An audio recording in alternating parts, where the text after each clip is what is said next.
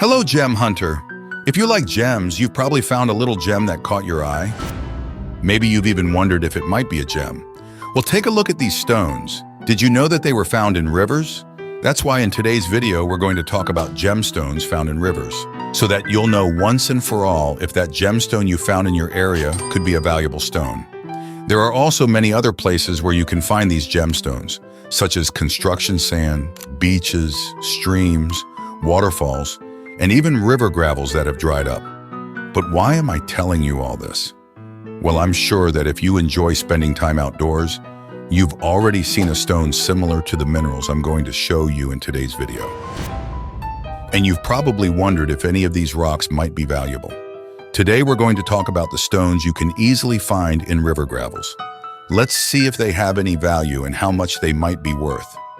I'm going to talk about the most common and easy to find stones, as well as mention some rarer but very valuable ones that can also appear in this type of environment. You've probably come across those rounded, transparent pebbles in river gravel, right? If you're curious, you may have seen one very transparent pebble among the others. You might have wondered, is that a diamond? Well, many people have this doubt. Look at the pebble, think about it for a while, and then throw it away. But what kind of stone is this that we find so often in rivers? The most common stone found in these pebbles is quartz crystal. It is known as water drop. These crystals broke up a long time ago and rolled down the rivers. Have you noticed that most of these stones have an oval or rounded shape? This is due to friction. The stones hit each other, the sand, and the water that moves them over many years. This process gives them that rounded appearance. The rounder and more worn the stone, the farther it is from where it was formed. In short, the transparent crystals you find in rivers are mostly quartz crystals, not diamonds. They have some value, but they're not as valuable as a diamond. So the next time you find one of these little stones, remember, it could be a beautiful quartz crystal that has been formed and shaped by nature over many years. This means that the stone has traveled a long way from its place of origin. Now, these quartz crystals have this characteristic look. They are usually white stones that become very transparent when held up to the light. If you're looking for stones in a watercourse, it's easier to see them because they'll be clean and their transparency will be obvious. It is important to note that most of these stones don't have much commercial value. Quartz is a very common stone and can be found practically everywhere, in rivers, in building sands, and so on. But how do you know if the stone you found is a simple quartz crystal or a diamond? First of all, you have to consider that the most common stone found in rivers is quartz crystal. So it's reasonable to assume that the stone you found is indeed a quartz crystal. The second most common stone with this rounded, slightly dull appearance is topaz. Unlike quartz, topaz crystals have a higher value and are considered precious stones. Topazes may look a little like quartz, but they are heavier. When found in rivers among the gravel, they have a rounded shape and a matte appearance on the outside, but are crystalline on the inside. In addition, some of these stones may have a slight yellowish or bluish tint. These are the topazes that can be worth between $50 and $300. The value of a topaz depends on the quality, color, and size of the stone. Generally speaking, topaz stones with a very light natural blue color and larger size tend to be worth more and can even exceed these values, ranging from $400 to $1,000 per kilo, depending on their characteristics. But when it comes to diamonds, the situation is different. The appearance of a diamond is quite different from that of quartz and topaz crystals. Diamonds have their own characteristics that set them apart from the other stones mentioned. So the next time you find a transparent pebble in a river, remember that while it may be a beautiful quartz crystal or a valuable topaz, it could also be a rare and precious diamond. As I said, we find these very white stones and we think that they might be diamonds. And that makes sense because finding a diamond can change your life overnight. Although it's not easy, finding a diamond is more likely than winning the lottery. That's why it's important to consider a few things about diamonds. First, it's rare to find a large diamond, which means that most of the time it will be small. The brilliance of a diamond is different from that of a quartz or a topaz. A diamond found in a river or under gravel will have suffered friction, but because it is the hardest stone there is, it will be slightly polished with an external luster. Diamonds have a metallic luster known to prospectors as a steel sheen. The brilliance of a diamond is not like that of glass or broken crystal. Instead, it resembles the luster of a piece of iron or polished metal. This oily luster is not lost in water, unlike topaz or quartz. However, it's not possible to cover all the characteristics of diamonds here. We have a special video that deals exclusively with the characteristics of diamonds and how to identify them in nature. These videos are available for free here on the channel. It's worth checking them out as there are many tests you can do at home to determine if the stone you have found is indeed a diamond. Anyway, let's move on. Another stone you're likely to find in a river is agate. If you're a river walker, you're bound to come across similar stones. Agates come in many variations, such as gray and yellow, with carnelian agate being the most eye-catching. This agate has a yellowish, reddish, or brownish color.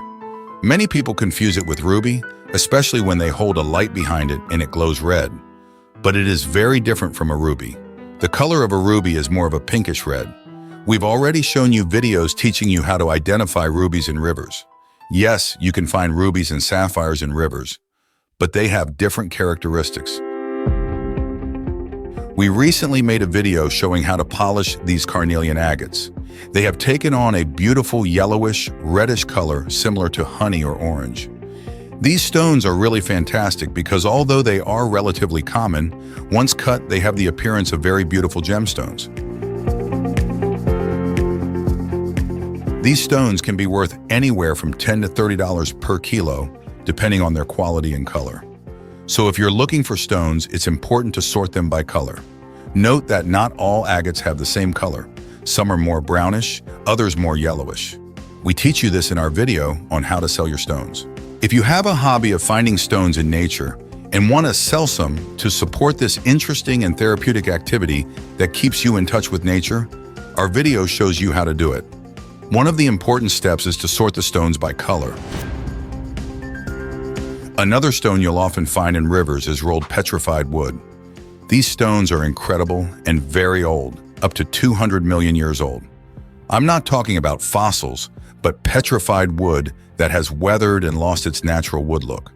There are many different colors and shades of petrified wood, similar to jasper and with the same density. It is difficult to determine the exact value of petrified wood because many have a unique appearance and their colors only show after a good polishing. However, we can estimate that they have a value similar to agate, between $10 and $30 per kilo. Speaking of jasper, we can also find different types in the rivers. There's red, brownish, tile, brown, yellow, and green jasper. These are the most common colors of jasper that we can find. The presence of each color can vary depending on the minerals present in the region, but they are all jasper. It's important to sort by color and quality, as these stones can also sell for between $10 and $30 per kilo, depending on the color. Jaspers are excellent for cutting. Imagine a very red jasper cut into a beautifully colored ring, pendant, or earrings. And the cuff is gorgeous too. Maybe on an Easy Pay you get both. We have what's called the American West quartzite and red jaspers. Unfortunately, many of these stones are not cut to the premium quality they deserve to be worthy of real jewelry. We often find stones of inferior quality sold on the internet with simple cuts. However, when cut properly, many of these stones turn into beautiful pieces of jewelry that are relatively affordable compared to more expensive gemstones, but no less beautiful. I recommend that you start collecting these small stones in your gravel searches, saving them and sorting them by color. Soon you'll begin to notice their texture and identify them not only by color, but also by appearance, texture, weight, and density. And this is where it gets interesting because you'll learn to recognize when you find a stone that is truly different. You will realize that you found something different from the stones that have been mentioned. And that's where you start to see the signs that a region might have gemstones. We have several reports from our subscribers who have already shown us pictures of stones they have found while grading. Of course, there are many other stones that can be found in gravel, but these are the most common and you are sure to find them if you go to a river or look around for pebbles. You can also observe more specific characteristics, such as refraction and identification methods, which are topics in gemology that are explained in more detail in our Digital Gemology for Beginners book, which is available at the first link in the description of this video. So if you found something else, let us know in the comments. I read all comments, although we can't answer all of them due to the high daily volume. Thanks for liking and subscribing. Good luck, gem hunter.